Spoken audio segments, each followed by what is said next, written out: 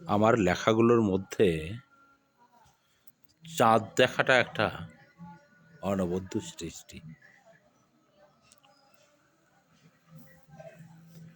অনুর সাথে বসে বসে গল্প করছিলাম। গল্প করতে করতে একদিন সে আমাকে বলল, তুমি আর আগের মতো কবিতা লিখো না। আমি বললাম, কেন? বলল, না, তোমার কলমটা যেন কোথায় থেমে গেছে। আমি বললাম, একটু সাহায্য করে দেখো। সে বলল, সাহায্য আমি করব তোমায়, আর তুমি করবে সৃষ্টি। আমি বললাম, দেখোই না একবার। অনু বললে, আমি তো তোমার সৃষ্টি দিই। আমি বললাম, কি? বললো, আমি তো তোমার সৃষ্টি। আমি আবার বললাম, কি বলছো তুমি? ও বলল, আমি তোমার সৃষ্টির প্রেরণা। আমি হো হো হো হো করে হেসে বার তোর মুখটার দিকে তাকালাম।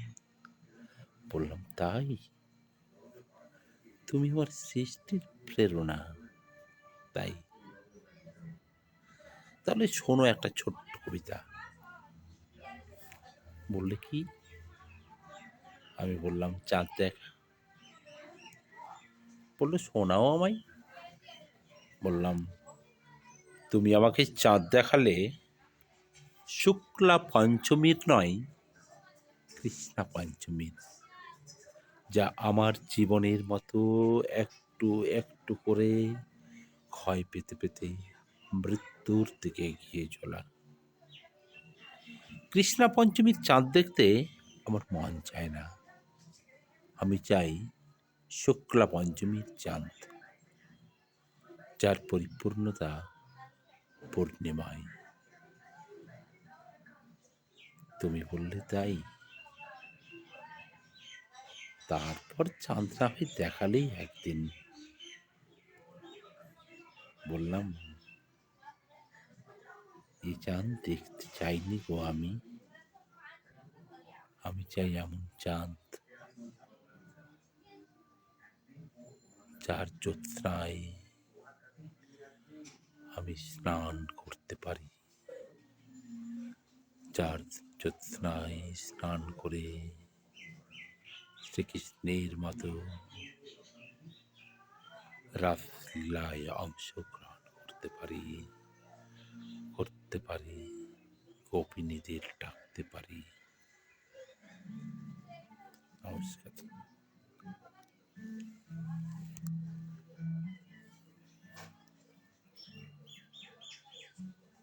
তুমি বললে, রাস?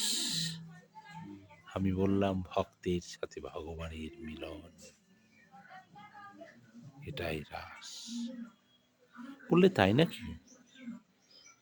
বললাম, তোমার সাবজেক্ট বাংলা, আমার চেয়ে ভালোই বোঝো তুমি। তোমাকে বোঝাবার স্পর্ধা আমার নেই। বললে, তাই? তারপর একের পর এক লিখেছি দর্শন, লিখেছি সাক্ষ্য, লিখেছি তুমি চলে গেলে,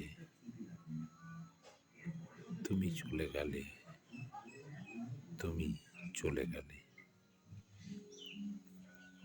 নমস্কার।